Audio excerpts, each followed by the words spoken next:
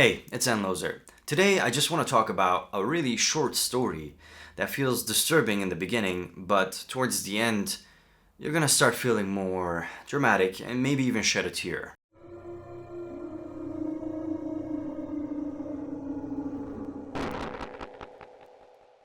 James was only 9 years old when this happened. He was living in this terraced house that was shared by four houses, but each had their own patio. And from the patio, there is this 10-meter distance that opens up to the street but is covered by fences.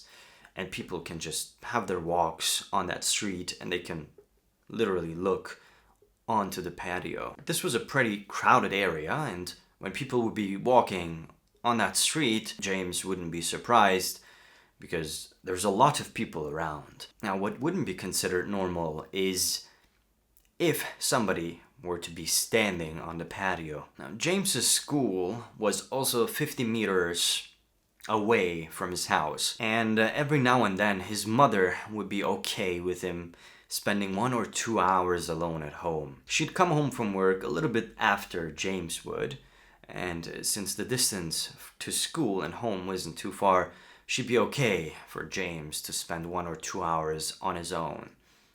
James, though, as a 9-year-old, would still be scared. Think about it, he's still a child and being alone at home was a big deal. So one day he comes back from school. When he's inside the house, he does the usual. He goes and locks every single lock there is. The locks on the windows, the lock on the back door, he goes and locks it. The front door has 2-3 locks. He makes sure he locks those as well.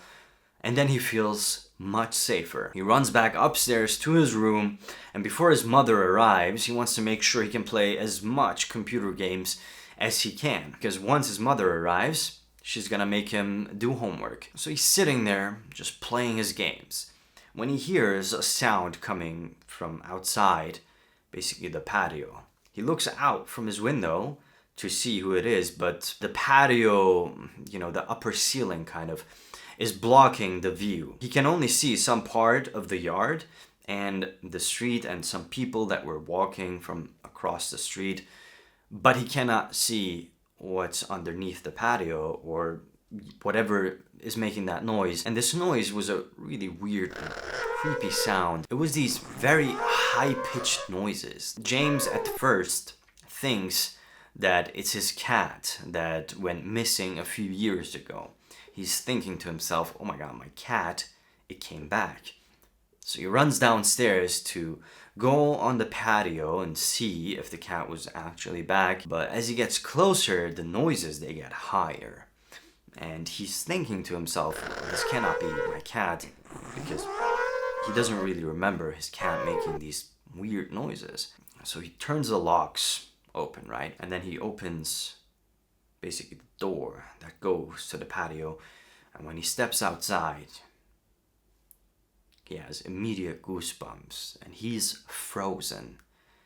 In front of him is a man whose black hair is kind of oily and very long, and it's covering his entire face. And the man is holding his father's ashtray, and he's eating what seems to be these cigarette butts from the ashtray that his father had smoked on previous days. He has this brown, weird liquid in his mouth that's kind of drooling out of his mouth. He continues to grab these cigarette butts, even though there's ash in it. He's just putting it in his mouth. And he's standing there with his head kind of tilted as he's putting these butts into his mouth, and continuously he's making these high-pitched noises. The sounds that James had heard from his room was coming from this man. And these noises, they're like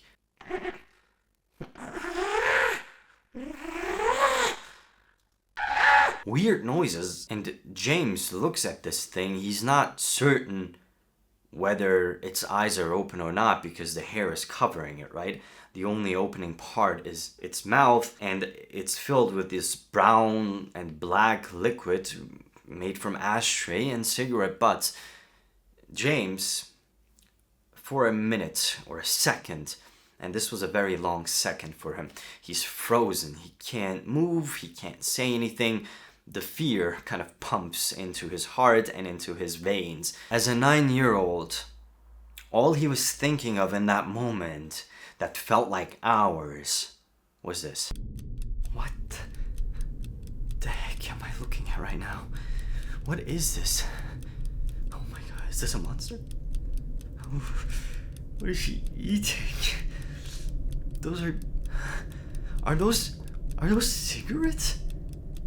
Oh, he's eating cigarette butts. Oh my. Oh, okay, I'm gonna puke. No, I'm not gonna puke. Oh my god. What does he want? Is he gonna kidnap me or something? Oh, it's so disgusting. Okay, I need to step back. Get into my house, and lock the doors, and call the police, right? Otherwise, this thing, whatever this monster is, he's going to kill me. Oh my god. He's going to murder me. And then take away my soul. Move! This image would be enough nightmare fuel for the coming years, but he wasn't sure in that moment whether he had any more years. After what seems to be forever, he's able to move again, he's able to breathe again, and he instantly shuts the door, doesn't lock it because that's how afraid he is. He just runs back upstairs to his room, he gets under the sheets, and he's shivering. He instantly realizes he didn't really lock the door, and this thing could just march into his house. He thinks of going back downstairs to lock it, but he can still hear the high-pitched noises coming from outside. The window is half open. He doesn't want to get out of his bed or from under the sheets because he feels safe there. Nevertheless, he does get up and he walks towards his own door. He opens the door, but just as he does so, he hears the downstairs door as well opening. Instantly, he shuts his door back closed and then locks his own door because he now knows whatever that thing was, it's in his house. He puts his ear to his door and tries to listen what he or she, whatever that thing is doing, and it's just walking inside the house. He can hear steps and the high-pitched noises continuously rising. He can then hear from downstairs chaotic sound of things falling over. It must be this person that went inside that's throwing things down or just throwing things around. And he hears just a big unit falling over. He's not certain what it is, but it sounded electronical. And he's just fearing for his life. He just runs back to his bed and then goes under the sheets and just praying that nothing happens. James immediately realizes that his mother should be arriving soon. And with this man inside his house, he's freaking out. He leaves his room to go to his mother's room where there was a phone. He can hear things being tripped over downstairs. He goes to his mother's room and picks up the phone and then calls his mother's cell. His mother asks him why he didn't call the police. She's really scared and super concerned on the other side of the phone that something's gonna happen to her son, and immediately says, "Go to your room, lock the door, I'm coming over and I'm calling the police." The police arrives very soon. James can actually hear them being on the other side of the road that opens to his patio. And the police, they're just yelling from there because the man, apparently, he went back onto the patio where the ashtray was. The police, too, jump over from the fence into the yard and they start slowly walking towards the patio. James is unable to see the man, he only sees the police. There's a policeman and a policewoman standing there and they're yelling out, "Step away from the house or we're gonna come and we're gonna arrest you." But apparently the man doesn't move, he doesn't do anything. He just continues making these high-pitched noises. And then the man suddenly just lets out a really big scream. And he marches towards the female officer and he kind of hits her with his shoulder. And the female officer, she just falls on the ground, almost looking incapacitated. She looks like she's, for a second, knocked out. And the male officer immediately pulls out his tease gun and teases this man onto the ground. The high-pitched noises continue, The man is now on the ground, this long-haired, weird man. He's shivering, but he's still not completely knocked out. The male officer helps his officer friend get up and checks with her. She seems fine. And then they arrest this person and take him away. James's mother arrives at the door. She's knocking. Open the door. James hesitates. He's still afraid. And when he opens the door, they just hug each other. And James explains everything that had happened to that point. The man had knocked out almost everything that was in the kitchen. The kitchen table was knocked over. Some glass was broken on the ground. And he had even turned upside down the TV unit as well as the TV. And the big sound that James heard from his room was actually the TV falling over and breaking. We go forward a few hours later. The police arrives back at the home at night to give an update on what had happened. They invite the police inside their home. Policeman says it's not necessary, and he continues on telling that the man that had arrived to their home earlier that day was a man who had escaped from a mental institute 5 kilometers down the road. He continues on telling that the man had severe autism, that the man was living in the house 5 years ago that James now was living in with his family. And the police had to forcefully remove him from there after his mother, the only caretaker he had passed away. And now that he didn't have anybody taking care of him, he wasn't fit to live in that house nor in that society. People were complaining about certain things, and the police had to take him to a mental institute where he would be taken care of and, of course, given his medications and everything. The only issue was he was super strong, and that was a case where people with this autism would have these severe strength because they would constantly tense up their muscles and they would get strong by that, which is why the man was able to tackle down the female officer.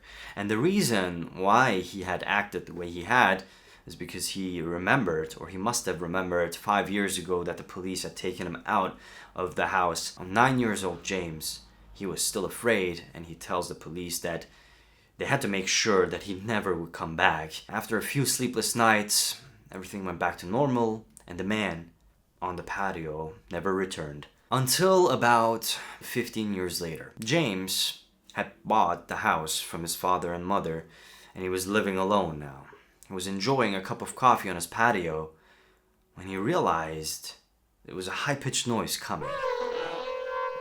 He was at the time looking at the newspaper, and he immediately just lifts his head up to see what it was or who it was, because immediately he had this goosebumps on his body and he knew what the voice or the sound really was coming from, but he had to make sure. He sees behind the fence the same guy, he looks much older now, standing and making the high-pitched noises. James was able to keep his cool a lot better than when he was 9 years old, and even though his heart started racing, he slowly approached the guy on the other side of the fence. His hair was now completely gray, and he had gotten much older.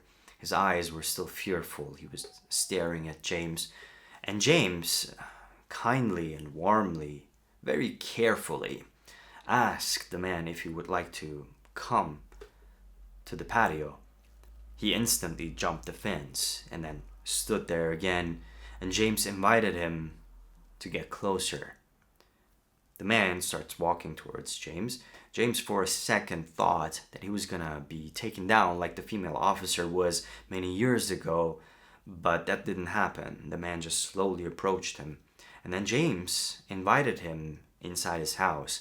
He knew that many years ago he had lived here with his mother. He must be remembering these memories and these thoughts and happy days he had. So he wanted to make sure that he gets the chance to actually walk inside the house this time. The man started smiling and even laughing. He had this very innocent laugh. James's heart immediately warmed up by that laugh. The man didn't hesitate. He walked straight into the living room, sat down on the couch as though he knew exactly where it would be, and then turned on the TV. It was a different TV, but he was still able to turn it on. And he switched the channels to a cartoon channel and started watching cartoons. James was just behind him and watching his every step. He just sat there and started watching cartoons, and every now and then he would let out this laughter. The high-pitched noises were now gone. It must have been his anxiety and maybe the pain he was feeling. James was tearing up when he saw this image, but he knew he had to call in the facility to let them know that the patient once again had escaped, because otherwise they'd be searching for him and maybe a big research party would be set out, and obviously he couldn't have let this become a missing case. So he calls the facility. The caretakers arrive very soon with a few people that would help in carrying back this man to the facility because he was very strong. It took him a lot of convincing and cries from this man, and he didn't want to leave. He didn't want to get out of the couch.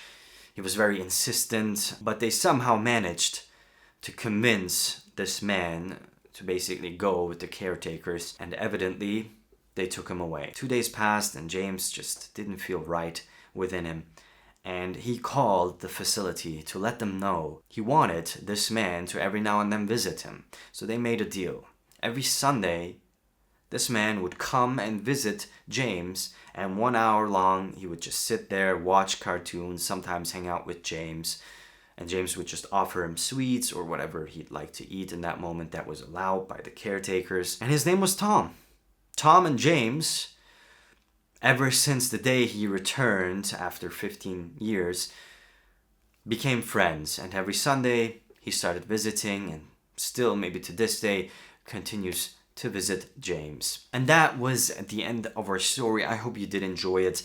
It started out as a very creepy and disturbing one, but ended up as very dramatic and even heartwarming, I would say. I hope you enjoyed it too. Let me know what you thought of it, and whether you'd like to hear more of these quick ones that are exciting or dramatic. If you do enjoy my videos, subscribing would mean a lot. I did check, and more than 90% of my viewers are not subscribing. I believe it has something to do with me resembling another figure on YouTube that tells stories like this, and I'll try my best to bring you more authentic videos, let's say. Stay safe and stay eerie.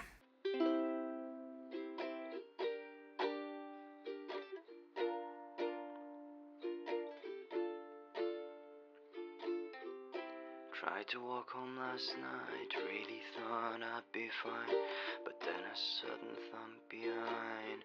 Wait, is that an alien? What was that sound I heard? Jane, please stop fooling around. What do you mean wash the dishes? Do you realize what time it is? I'm getting the creeps again. Look at these goosebumps on my skin. If I'm not back by 8, the delivery guy probably did it. Now I must fade in the dark, get away from everyone. Oh Jane, I'm so afraid. I'm begging you to stay. Is someone watching me as I'm wide asleep? Getting those goosebumps again. Wait, am I peeing? I'm so scared that I'm peeing.